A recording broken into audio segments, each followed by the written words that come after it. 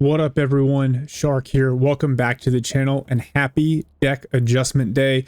That's right, a new Broken Arrow patch just dropped.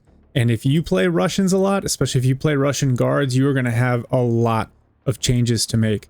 The patch included a bunch of things, including an anti-cheat and a zombie scenario in honor of Halloween, and that's all cool, but I'm going to lean heavily into the multiplayer balance changes. So without further ado, let's get to it.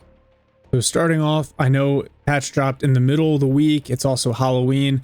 So here's a quick TLDR for those of you that are busy because I want to be respectful of your time. I got 4 main points here. 1, they identified a bug in how some munitions with terminal guidance acquire targets, and they said they fixed it. This could be huge, not only for air-to-air engagements, but also a big buff to US anti-tank munitions, which largely rely on this. Number 2, the Russian IFVs, the Kurganets and the Boomerang, had an APS nerf from 4 to 2, and many heavy vehicles had their side armor nerfed. This is going to punish lazy blobby play, reward good positioning, and is a buff to infantry AT across the board. 3, the US got a couple of improved SHORAD options. This is going to make the US anti-air net easier to manage, provide better interception against missiles, and better defense against Russian helicopters. And 4, the cruise missile meta has been nerfed slightly, mainly through reliable interception and slightly higher resupply costs. Now, as we start a more detailed rundown of the patch notes, the developers had 3 main patch objectives. 1 is to reduce the cruise and ballistic missile spam meta. 2 is to reduce the win rate gap between Russia and the US.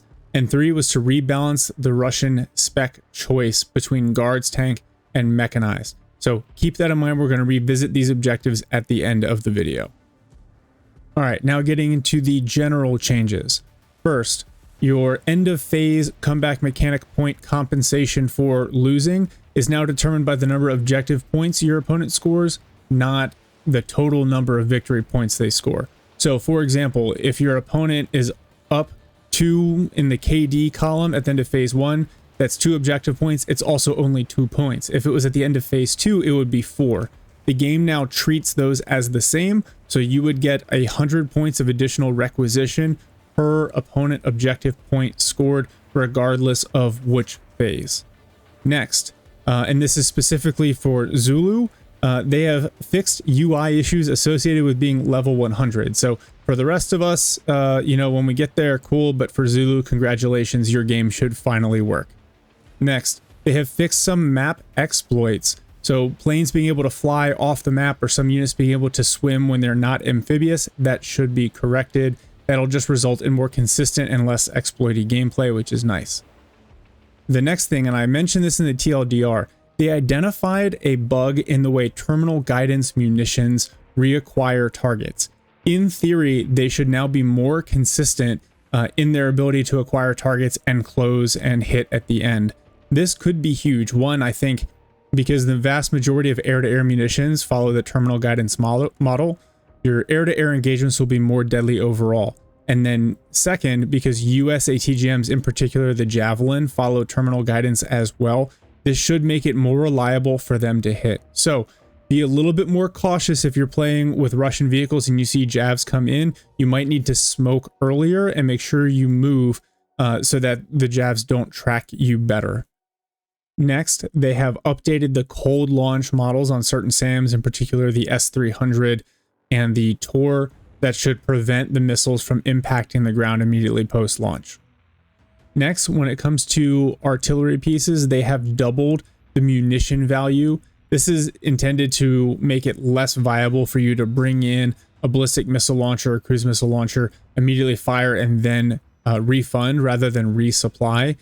Doubling the resupply cost, it actually is not that much. So for example, on the US side, the ATACMs, it was 40 points if you launched both missiles and immediately refunded the 40-point reduction in the value of the vehicle. Now it will be 80, right? So it's still going to make tactical sense in a lot of cases for you to call an artillery launch and immediately refund, but it'll make less economic sense moving forward. Now, for air launch munitions, they're not going to follow this doubling rule. Instead, the cost of all air launch munitions, missiles, air-to-ground missiles, cruise missiles, etc., has essentially been increased by about 20% across the board. You can see the values here. I don't know that that's going to make a crazy change. It is going to reward you if you're a little bit more judicious, if you don't have targets, not to just spend extra missiles and send them back. The real way to punish this behavior would be to increase the reload and recharge time for the air platform. That said, they did make one crucial change to cruise missiles, and they increased the aim time from 1 second to 3 seconds. So what I have here, this is the Su-30 with the KH-29. In the hands of a talented player, these are really, really dangerous. With a 1 second aim time, 4,000 meter range, they're essentially not dodgeable for anti-air platforms. So I saw a lot of people using these in a really effective seed setup. You bring it in close, get snapshots off using the precision strike option. It's going to be less viable now because of the 3 second aim time. The plane's going to bear down a little bit longer. And so the anti-air platforms will have a better chance at coming back at it. That said, it is 3 seconds for the entire salvo. So if you launch multiple missiles at the same time, it's not 3 seconds in between each launch. It's 3 seconds of total aim time up front, and then the missiles will salvo or volley off. For the Su-34 and the Su-57, which can carry the cluster cruise missiles, the KH-59s, their damage has been nerfed from 10 to 8.5. This is designed to make it so they can 2-tap any vehicle that's 16 HP or less, but they can't 2-tap the strongest tanks in the game, which is something they were doing very effectively, again, in the hands of some of the best players previously. Now, for the smart cluster bombs, seen here on the MiG-35, these PBK 500s, and for the JSOWs on pretty much every, available to pretty much every US aircraft, their damage has been buffed from 7 to 8.5. So again, they can 2-tap most vehicles except for tanks. There's still a little bit of a price discrepancy. The JSOWs are about 60 points a piece, whereas for the PBK 500Us, even though they're identical, they're about 50 points a piece. That's fine. I plan on doing a lot of testing with the JSOWs. I still don't think, this is my opinion, I don't think they're going to be as good as a Stormbreaker loadout. I think the Stormbreakers are just that much cheaper. And with the self-des on stuff like the F-35 or even the F-16V Viper, you can do a lot of cool stuff with Stormbreakers, but you can bring a lot of the JSOWs in. So worth testing, worth looking at, but some changes to cluster munitions. And then in a change that affects both sides, many tanks have had their upgraded side armor options nerfed slightly. So you see, only 350 side armor here, 500, 600. Same thing on the US side, kind of across the board. There's a litany of changes. The Tusk armor packages are going to be less effective. Really, what this is getting at is making infantry AT weapons a little bit more effective on the side armor of tanks. I think this is kind of a quality of life measure. The vehicles in this game are really good at facing their frontal armor towards the biggest threat. And so when the side armor was really high, it essentially gave them that like 270 degrees of invulnerability against infantry AT. Now that's going to be significantly reduced. So facing is going to be important, and not ungabunking your units into a swarm of infantry will also be critical. So I think, like I said in the TLDR, this is going to punish some of the lazy blobby style play, because if you don't stand off from enemy infantry, you're going to get punished. All right, getting into the Russian changes here. The KH-32 cruise missiles from the Tu-22 now can be properly targeted as high altitude and not low altitude units. This gives radar SAMs basically a little bit of additional range to engage those cruise missiles on the way in.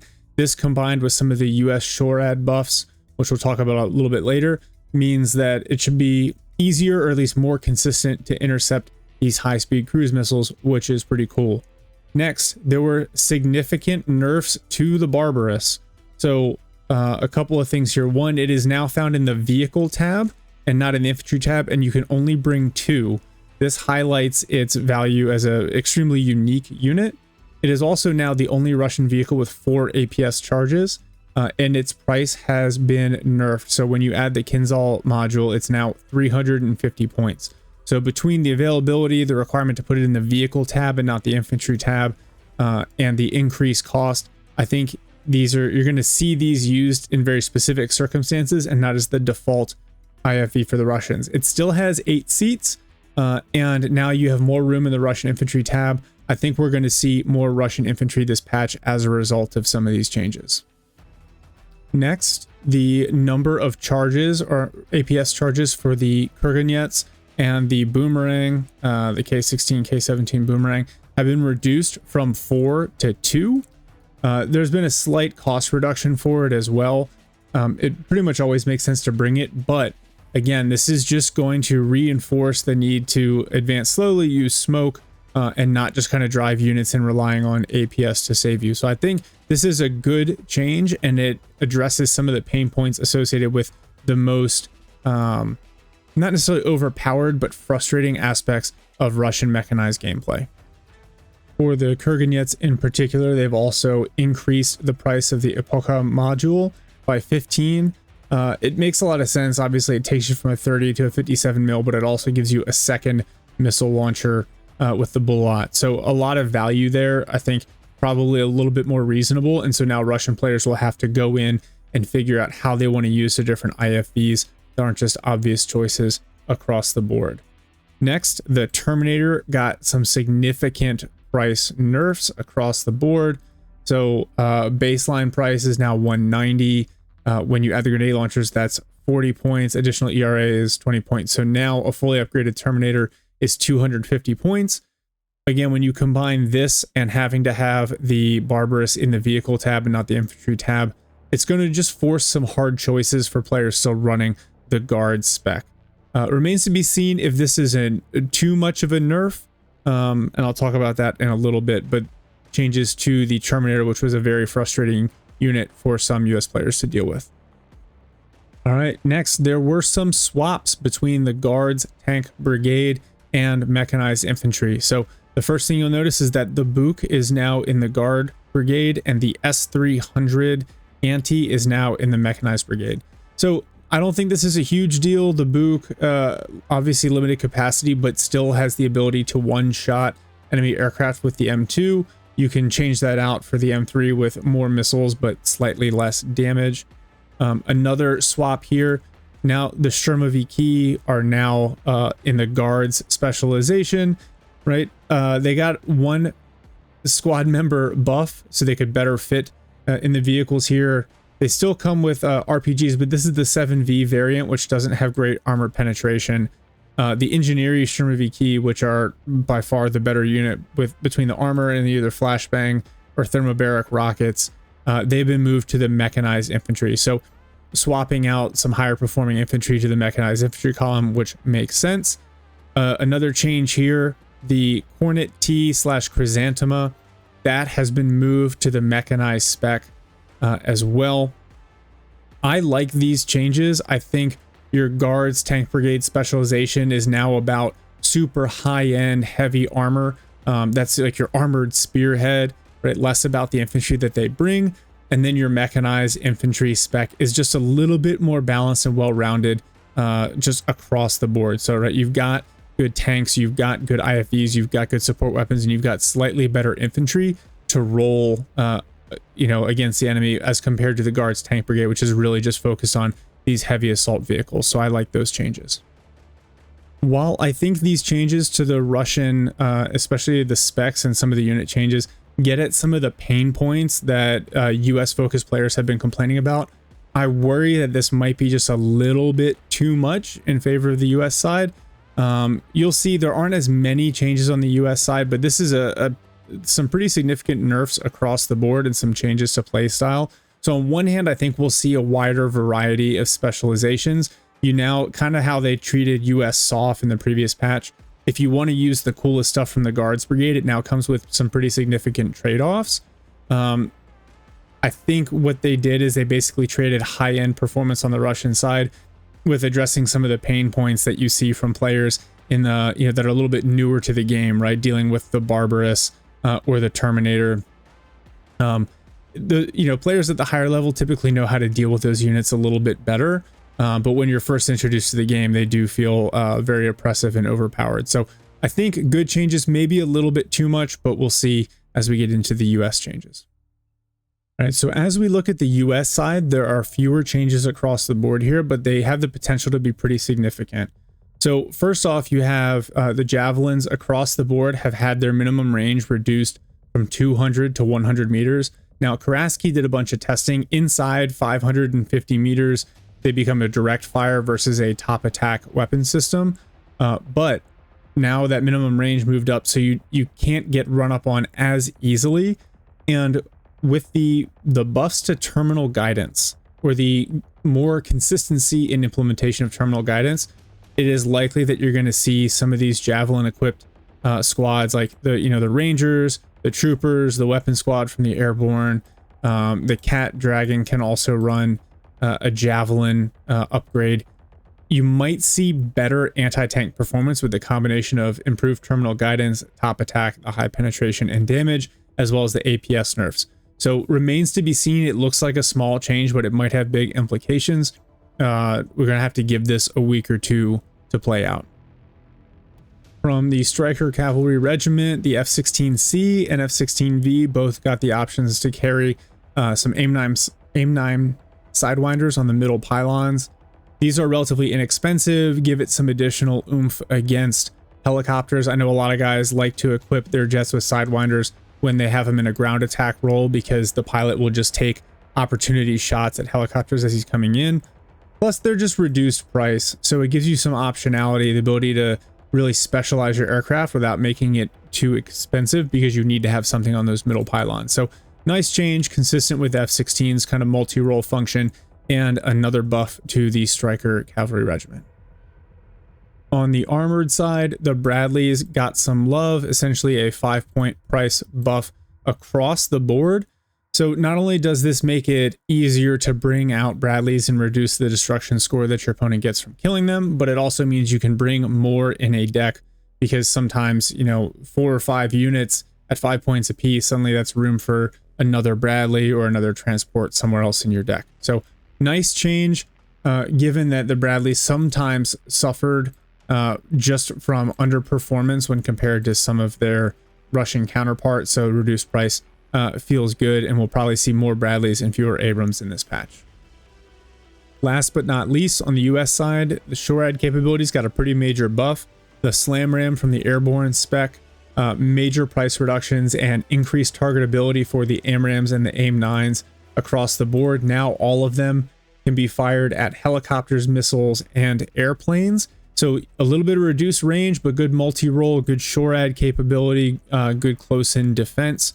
And then from the Striker spec, the C-RAM now has the option to be the C-RAM. So this basically swaps out the gun for 11. They're RIM 116s. They're basically sidewinders. Fire and forget, can target helicopters, missiles, and jets. It is an expensive upgrade at 120 points, but this combined with the changes to the cruise missile trajectory should result in more consistent interception and a little bit less of the threat of helicopters running up on your more expensive heavy SAMs like the Patriot PAC-3. So big changes here. I think from this, what you'll see is that US teams will have an easier time setting up an effective AA net, and it'll make it harder for Russian air to just come in. Sometimes it felt like, without any sort of consequences whatsoever, lob some cluster cruise missiles at you and move on. Now you should be able to punish that relatively consistently with the addition of these units. All right, so I'll wrap this one up here with just kind of a few thoughts. I think this is a good patch. It's moving the right direction. They avoided making too many crazy changes. I think the implementation of the terminal guidance fix and what that does to Javelin performance could have huge implications for the way that US infantry interact with Russian vehicles. So I'm glad they didn't try to overtune US infantry in the process. I am concerned that some of the nerfs are going to hit the Russian side a little hard. I like that APS as a whole has been reduced from 4 to 2 charges, with the exception of the Barbarous. I think, though, those vehicles are going to start to suffer a little bit, and so we may need to see a subsequent price reduction for those vehicles in the future, but it remains to be seen. Very few infantry cost adjustments across the board, so looking at you, Morpehi, I think they're still going to perform really well. I think Coastal is still going to be really viable. Remember, any of the transports with 400 frontal armor and 16 HP take many shots to kill, even from tank guns, so they're very effective at getting infantry to the front. And then on the coastal side, when you have 14 seats, you can carry a Morpehi and a Choni Beretti, and they still absolutely slap. I would not be surprised if this patch focuses on the whole on more infantry play with some of the changes to vehicles, and I think that's good. I think people like the maneuver-based gameplay. They like the infantry fight. I'm one of those people, so I like that change. You know, no change to the clown car mechanic. There are some minor buffs, you know, to the heavier vehicles and their side armor, but you can still easily get overwhelmed with vehicle rushes if you're not ready for it and prepared for it. And there were no changes to the infantry logistical piece. You know, some of the US squads that do run javelins only have a couple of them. So I think that's still going to be a mechanic that works, especially at the lower elo levels. The JSOW, I think probably the JSOW and the PBK probably need to be buffed a little bit more. I think because of the additional risk that you're forced to take with those munitions, because they are precision smart bombs, you have to drop at high altitude. It's a free fall bomb, so you have to drop close. They should do more damage than the cluster crews. I think that's a fair mechanic. So I think if you can land 2 JSOWs on a tank, you should be able to kill it. The cluster crews, you can stand off at 6,000 meters. Just my opinion, but I would prefer that implementation. And then hopefully the final point here, I think we are seeing the slow death of the cruise missile meta. It's just not that fun or interesting to play against. So seeing that shift should be good. Maneuver warfare is always kind of the most fun piece of this. Tube artillery is still good, right? So a lot of their nerfs are oriented at missile-based artillery and rocket-based artillery. So the tube stuff will still be excellent. And I think that's all I got on this one. I would not be surprised to see the US win rate climb a little bit compared to the Russians. You're going to see less of the guard spec from the Russians, which is good. Anytime you see kind of an even balance in specs, I think that makes the game more interesting. And I'm excited to see where this one goes. Hopefully bring back some of the player base, get some people that have been frustrated back into the game. I know the call of Battlefield 6 is rough for a lot of people. But that's it. That's all I got on this one. Let me know what you think, what they missed, what they should have done differently, what you're looking forward to in the next patch already, and how long you think we'll have to wait until the next patch 1.0.12 comes out. So, yep, that's all I got. Thanks for watching, everyone, and we'll see y'all in the next one.